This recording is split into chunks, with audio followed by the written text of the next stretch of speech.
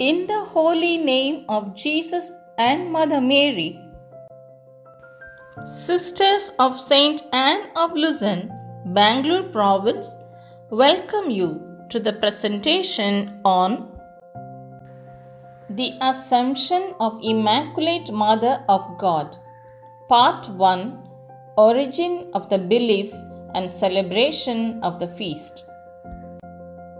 The Feast of Assumption of our Blessed Mother Mary is celebrated on August 15 by the Latin Catholic Church. This feast is celebrated by Eastern Orthodox and Eastern Catholics as the Dormition of the Mother of God on the same date, preceded by a 14-day fast period. On November 1st, 1950, in the presence of almost 1 million people and surrounded by 700 bishops, Pope Pius XII defined the Assumption of Mary as a divinely revealed dogma in the Apostolic Constitution of Munificentissimus Deus, the most bountiful God. It says, by the authority of our Lord Jesus Christ, of the blessed apostles Peter and Paul, and by our own authority, we pronounce, declare, and define it to be a divinely revealed dogma that the Immaculate Mother of God, the ever Virgin Mary, having completed the course of her earthly life, was assumed body and soul into heavenly glory. To be assumed into heaven is to enter heaven both body and soul, meaning complete personhood, and not the soul alone, by a direct act of God. Mother Mary lived in the 1st century, but the Church has proclaimed the dogma in the 20th century. How credible it is! Pope Pius XII was not declaring the belief in the Assumption as something new or novel. There is written evidence of the belief of the Church from the Apostolic period, and this belief is sustained down through the centuries in the Church.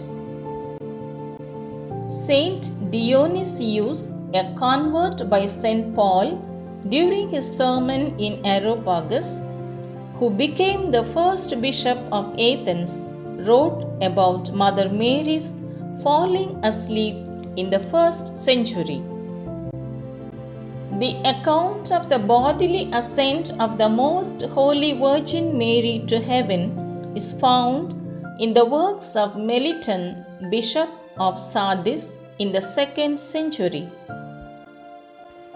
The manuscripts of Book of Mary's Repose that had been translated from Syriac and Coptic reveal Christian belief in this doctrine to 3rd and possibly even the 2nd century. In the 4th century, Saint Epiphanius of Cyprus refers to the tradition about the falling asleep of the Mother of God. A narrative known as the Euthymiaca Historia, written probably by Cyril of Scythopolis in the 5th century, records.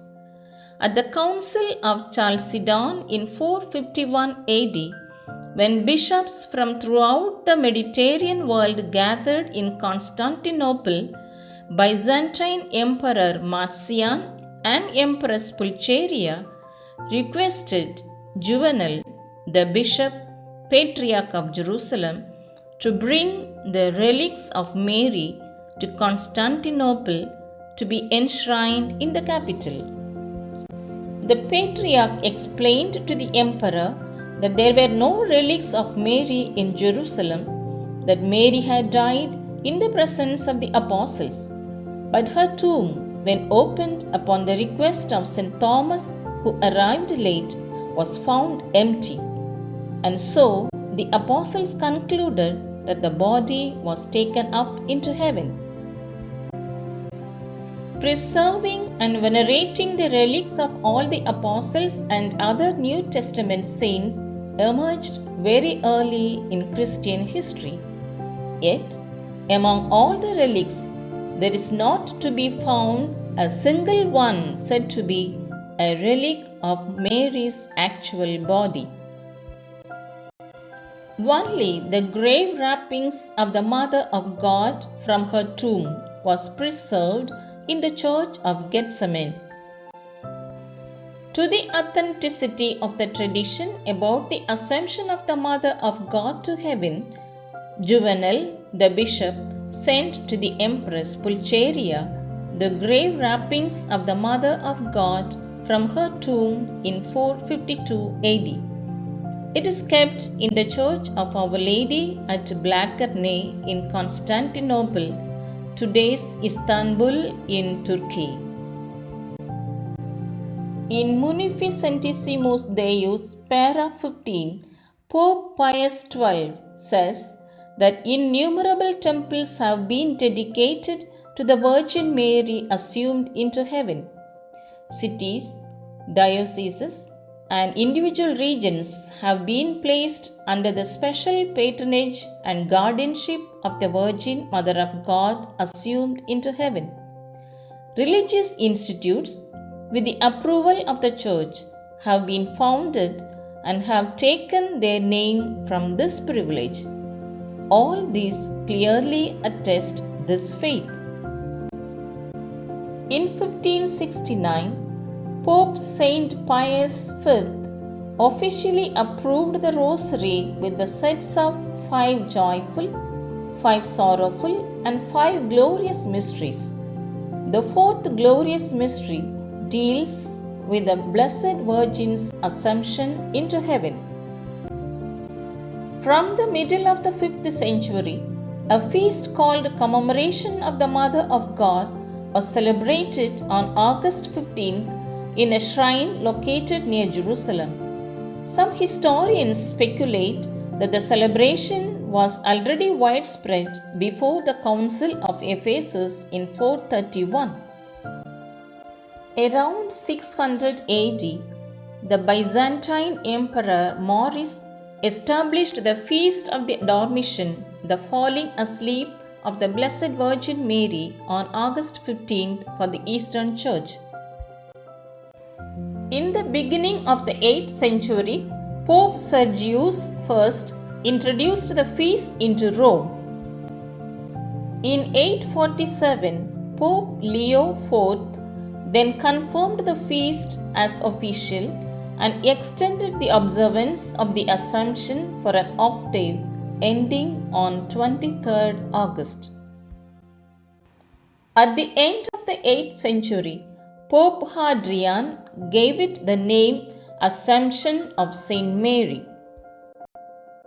Pope Pius XII repeatedly refers to Mary's being the Mother of God as the theological reason for the Assumption.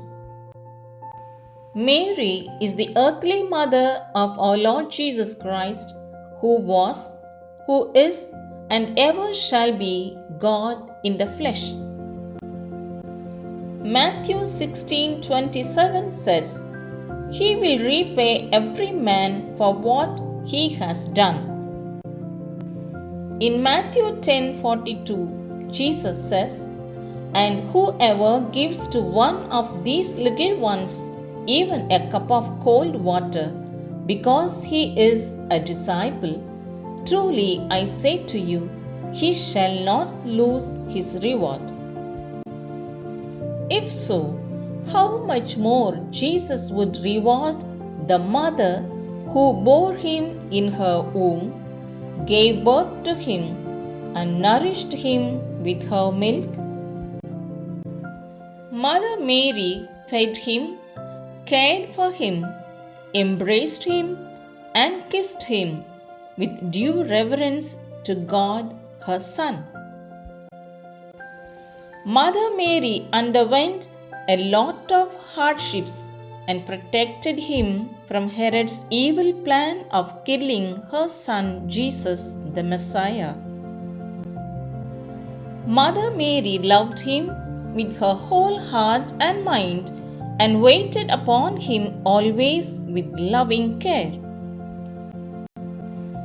Mother Mary pondered the Word of God constantly and translated it into a life of faith, obedience, and purity. Mother Mary lived an extraordinary holy life spent in such deep communion with the Son of God. Mother Mary shared the redemptive mission of Jesus, the Savior of the world, so intimately on earth. Mother Mary lived a life of unwavering faith, devotion, and commitment amidst storms of life. Mother Mary stood by Jesus Christ till the end of his saving mission on the cross with love, faith, and hope. Mother Mary kept the apostles together till they were empowered by the Holy Spirit. Mother Mary helped and strengthened the Christian Church by her presence, her discourse, and her prayers. Mother Mary was faithful to her call as the Mother of God till the end of her life. Matthew 16:27 says, "For the Son of Man is to come with his angels in the glory of his Father, and then he will repay every man for what he has done." Mary's assumption is a divine reward to her for what she was and what she had done as the Mother of God.